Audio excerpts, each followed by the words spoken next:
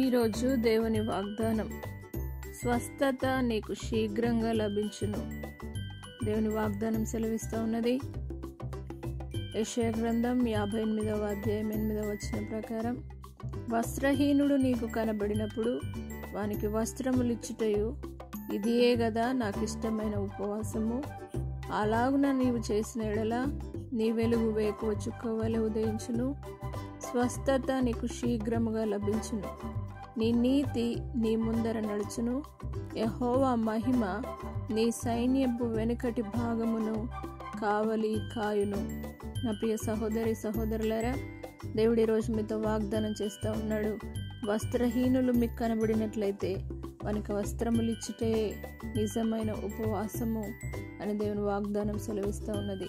అలాగూ మనం చేసినట్లయితే అనేకులకు, బీదలైన వారికి, దరిద్రులకు, పేదలకు మనం సహాయం చేసినట్లయితే దేవుని వాగ్దానం సెలవిస్తూ ఉన్నది. అదే నిజమైన ఉపవాసము అని సెలవిస్తూ, అలాగున నీవు చేసిన ఎడల నీ వెలుగు వేకువ చుక్క వలె ఉదయించును అని దేవుని వాగ్దానం సెలవిస్తూ ఉన్నది. వెలుగు వేకువ చుక్క వలె ఉదయించేదిగా మీ జీవితం ఉండాలంటే దేవుని వాగ్దానం సెలవిస్తూ ఉన్నది. వెంటనే దేవుడు మాట్లాడుతూ, స్వస్థత నీకు శీఘ్రముగా లభించును అని దేవుని వాగ్దానం సెలవిస్తూ ఉన్నది.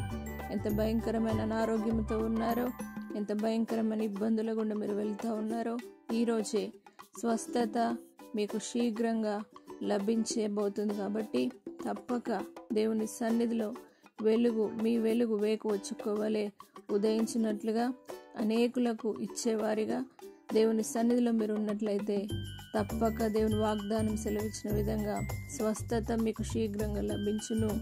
నీ నీతి నీ ముందర నడుచును. యెహోవా మహిమ నీ సైన్యపు వెనుకటి భాగమున కావలి కాయును. ఈ వాగ్దానాన్ని దేవుడు మీ జీవితంలో నెరవేర్చి మీకు స్వస్థత శీఘ్రంగా లభింపచేయునుగాక. ప్రార్థన. పరిశుద్ధుడా, నమ్మదగిన దేవా, ఈ కృతజ్ఞతాస్తుతులు చెల్లిస్తున్నాం.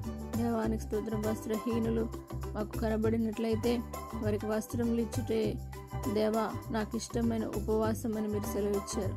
ఆ రీతిగా నాయన ప్రతి ఒక్కరు నాయన పరిశుద్ధాత్మదేవ అనేకులకు నాయననికి స్తోత్రం వేసయ్యా. పేదలైన వారికి, బీదలైన వారికి, వస్త్రహీనులకు సహాయం చేసేవారు అందరుగాక.